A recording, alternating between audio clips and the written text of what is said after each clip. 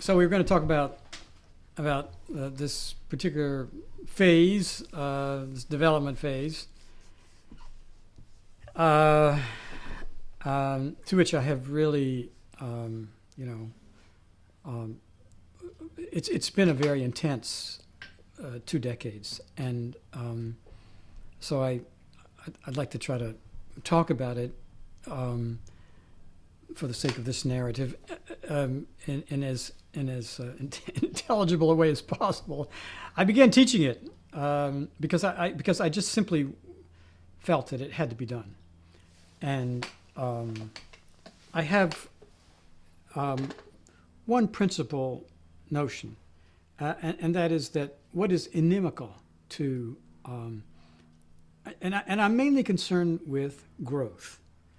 And I'm going to be perfectly straightforward about it. I know that there are many people who believe that there are many other things to be concerned with regard to development. Anthropologists tend to, talk about how you've got to be open to each other, and some people study rituals of modernization. Some people study cults of modernization. Some people study applied anthropology for a long time was around. I mean, I think we have to confront the fact that none of that really contributed very seriously to development. That the anthropology of development, unless it dealt with rural economies in a concrete way, and really has never made a major contribution. And one of the things that I think anthropology needed to do, and has done in some cases, but that has been the biggest lesson to me from it, has been the importance of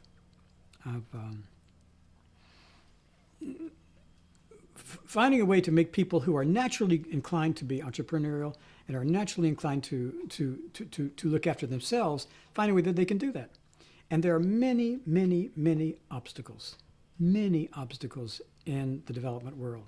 And so one of the things that I have set about to do is to try to identify them and to rectify them. So and that has come to me through really quite a wonderful and humbling period of time during which I've studied development issues around the world. So maybe I can talk about 3 or 4 things that I've done that I think may be germane to my personal experience, as minor as it might have been, but to my experience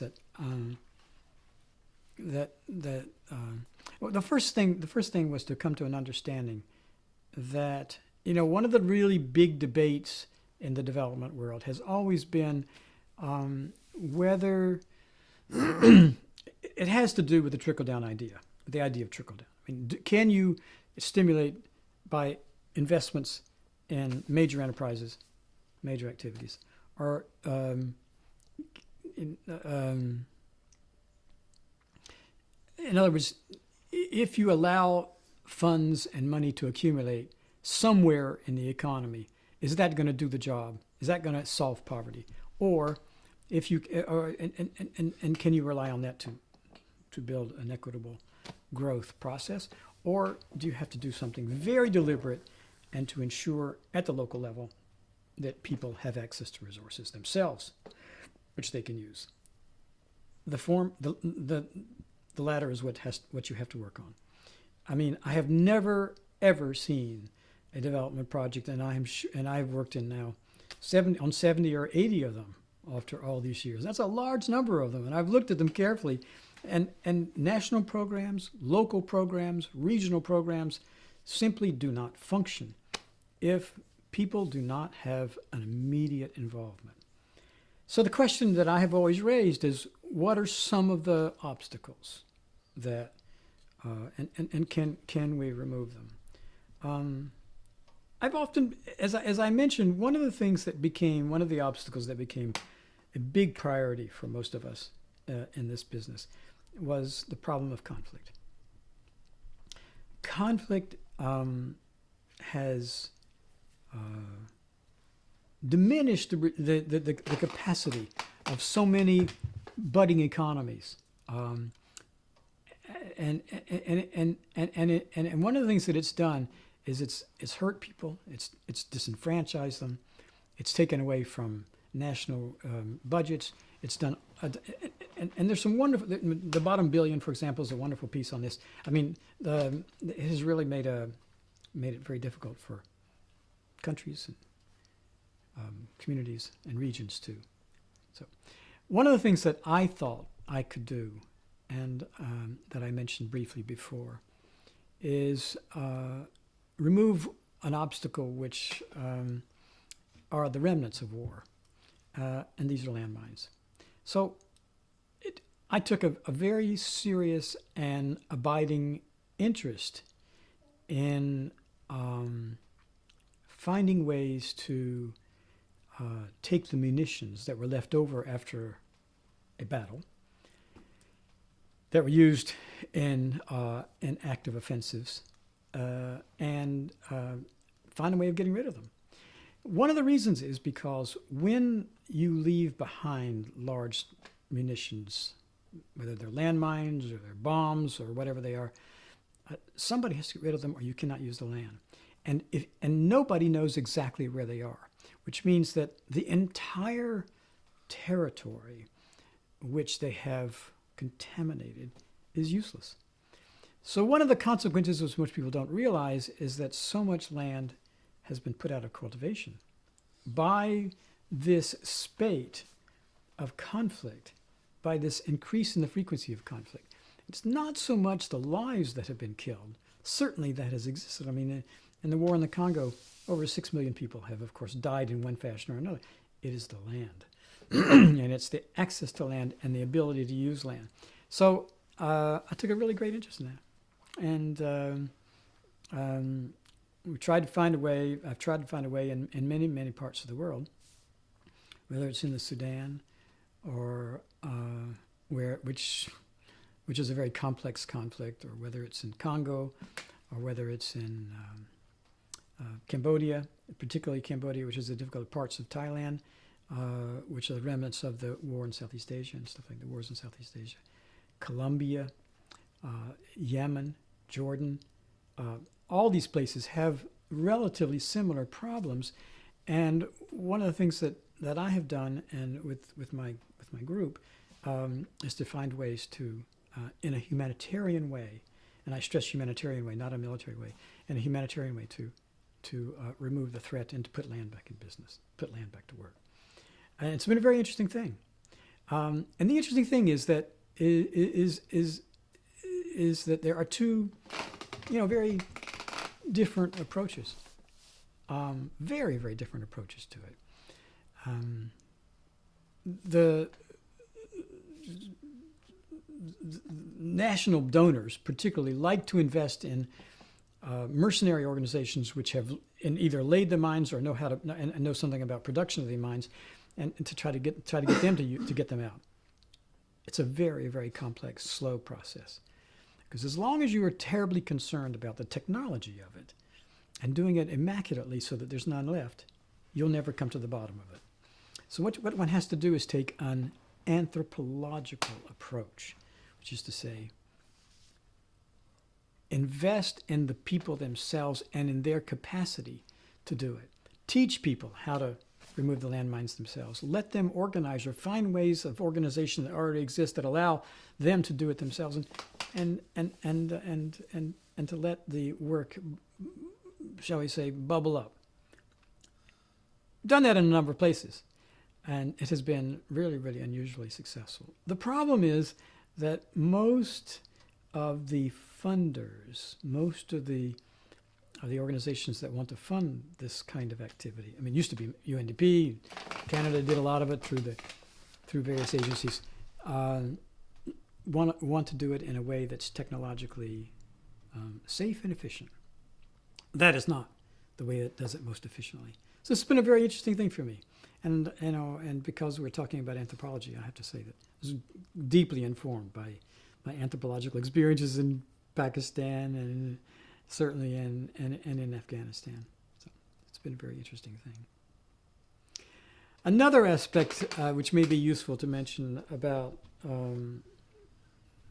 conflict is that one has to realize that conflict has achieved its own momentum. And this brings us maybe to some work that I've done in the Great Lakes region of Africa. It has its own momentum because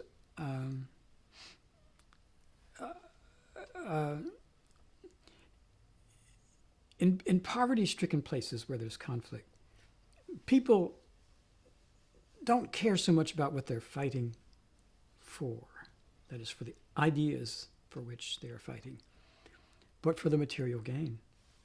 And it's weird.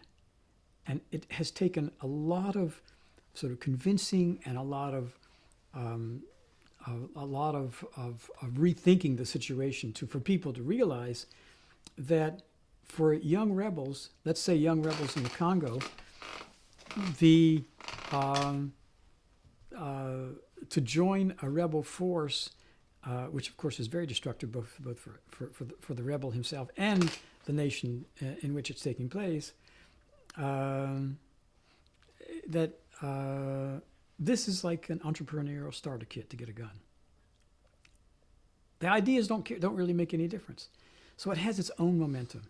So what one needs to do is to recognize that these new wars are economically motivated, commercially motivated, and tackle it from that point of view. So that's one of the things that I've spent a lot of time doing, and in particular, and I mentioned before the work by Ian Smiley on dealing in the diamond trade and the Kimberley process. But in general, I think one of the things that's been most useful and most valuable has been the efforts to try to regulate the trade in those minerals and gems and products that rebels use to sustain their fighting force. It came to me, as I mentioned, I've always I'm a great fan of Ian Smiley's, and he's done a lot of great work and stuff like that. And I decided that maybe if we could find a way to talk about not conflict diamonds, I'm sure everybody's heard about conflict diamonds, I guess, but conflict minerals.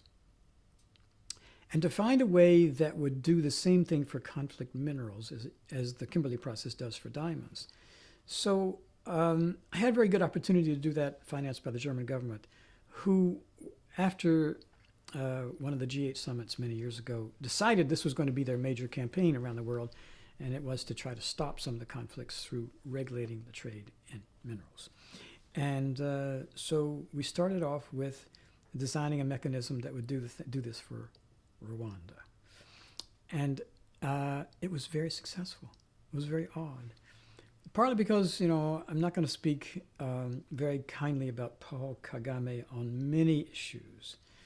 And of course, I had worked there many, many years before. But on this matter, it was quite obvious to Rwanda that it was best if they made it clear that the minerals that they were producing were not being produced by rebels or people who had malintentions. How do you do that? And so we've set up a mechanism that would police the extraction of minerals, and in particular, 3 of them: tungsten, tantalum, and tin. And because these are the ones that are very important for cell phones and very important for electronics. And we did it for Rwanda. It was very successful. And after a while, it became so successful in Rwanda that the International Tin Research Institute took up the same idea in the Eastern Congo. And now there is a special program which is financed by some very, very enthusiastic donors to make sure that every bag of cobalt, in every bag of tungsten, in every bag of tantalum, all these minerals associated with the production of electronics, that all of these, which are mined in the Eastern Congo, all of these bags have to be tagged and made clear that they are not produced by rebels who are going to continue the deleterious effects of conflict. And it's been very successful. And now, of course, that's one of these things that's, I think has been, for me anyway, has been one of the most interesting outcomes of my concern to use anthropology to approach the problem of A, conflict, and B, development. The work that we did, in the work that we're doing, in the Congo, has led to the creation of a rather substantial board of directors on which I serve, to try to promote this special regime that controls the flow of not just minerals, but all kinds of products, all kinds of goods that would, if they came to benefit the rebels, would perpetuate the conflict. Goodness knows if this is going to be successful, but I think it's been a very interesting project and we've published quite a bit on that and stuff like that. And one of the things that I published recently was to indicate, because in development there's usually a divide between the public and the private sector. In the public sector you got the donors, and you've got the public sectors in these participating in partner countries. On the other hand, you've got Apple. Is there any way to bring them together? Because if you don't, they're going to operate at cross purposes. Apple's going to want to buy the goods. It's going to have rebounding effects, negative rebounding effects on the countries themselves. And so I wrote a piece which I think I felt was pretty good on how to bring private sector and the public sector together, particularly in mining and in extractive industries together. It's been good. One of the things that this particular program in Eastern Congo has done is that the two things have happened. One, that the income has gone up in the Eastern Congo and the fighting has gone down. I think one has to think creatively about these things, in particular with regard to development issues, because development now is not a very real and thriving business, and it's going to become increasingly less so. And Justin Trudeau's dismissing of it to some extent, and I don't blame him. I'm a great fan of his. I think he's a very bright guy. I think he's absolutely right that, in fact, the development resources are not going to be coming from the public sector. They're just not there. So to expect of Canada, of course, after Harper, which was a great disaster, but after Harper, we got back completely out of the business. We got to get back into it a little bit, but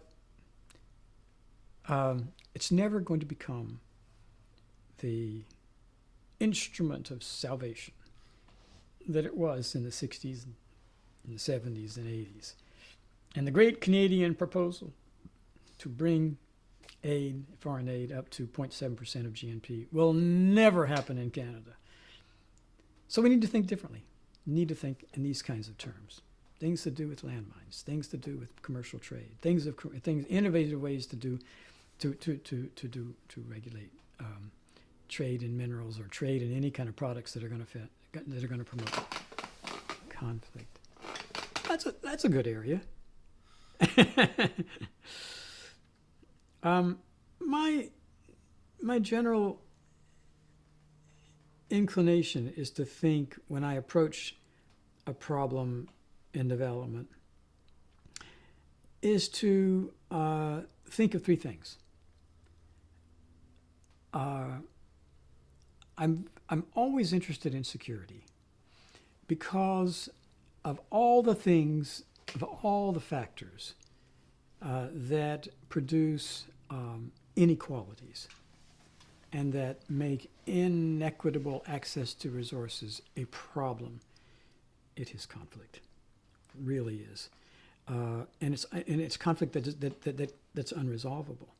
And so that has to be dealt with. So some kind of security, and though You know, it was never a traditional part of development, but training police, I hate to say it, training police, doing these kinds of things by regulating commercial transactions. That's what I would classify under security. The second thing I think that has to be done is to deal with the public sector. The public sector in many of the countries that I now work, like Iraq in particular, Jordan, say, Rwanda,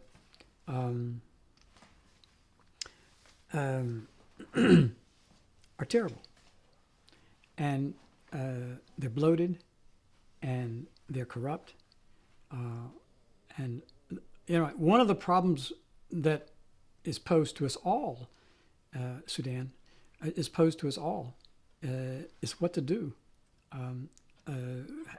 how to make those very people who are instrumental in changing and administering services in developing economies, how to make them so they don't screw things around, and that's a very difficult problem. So one of the biggest parts of my work and of my consultancies is finding ways to make the public sector more efficient and more and have greater integrity in the delivery of services. I've done it in Pakistan on a number of cases, but mainly right now because of my long-term interest in Iraq that stemmed from my involvement originally with the United Nations.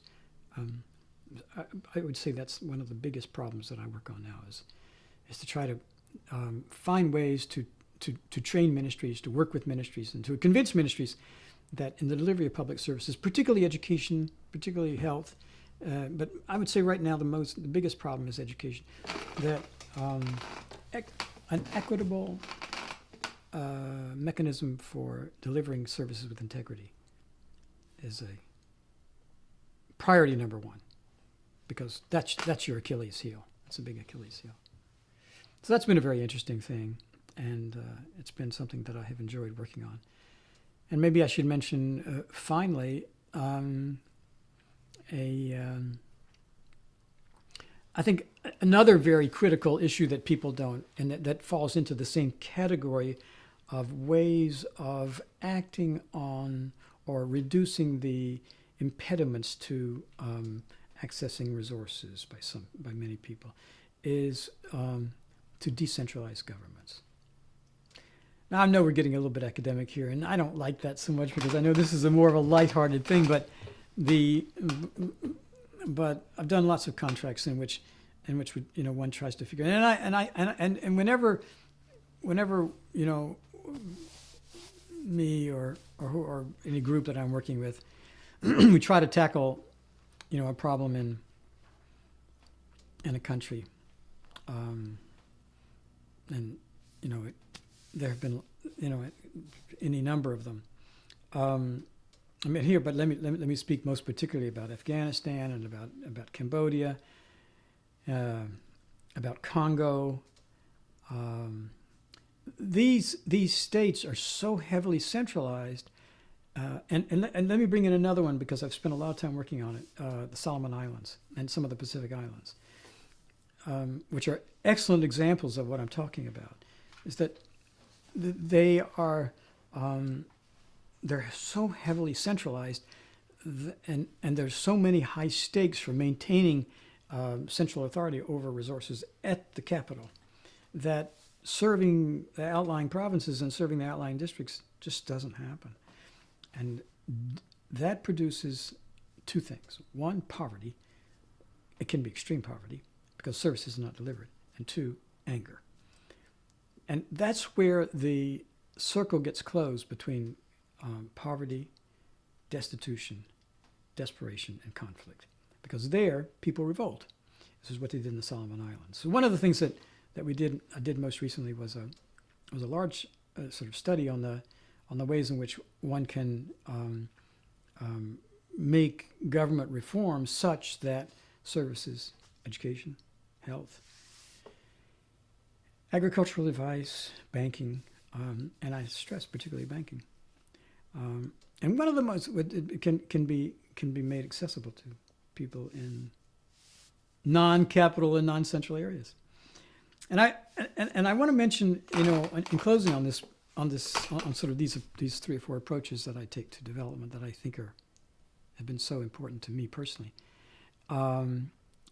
We were one of my favorite ones was a couple of years of work in China, and it was really at the invitation of the Chinese government, which was wonderful, and unfortunately it didn't last. It didn't last after those 2 years. But the Chinese government came to us came to Canada with a proposal. They knew that all of the money in China is in Shanghai, Beijing, Nanjing, and Guangzhou. So what to do about these other places? What to do about the massive poverty in these extended Western, in particular Western areas? So we had the Canadian government allowed me to put together a team to do some studies, and we'll talk about that when we come back.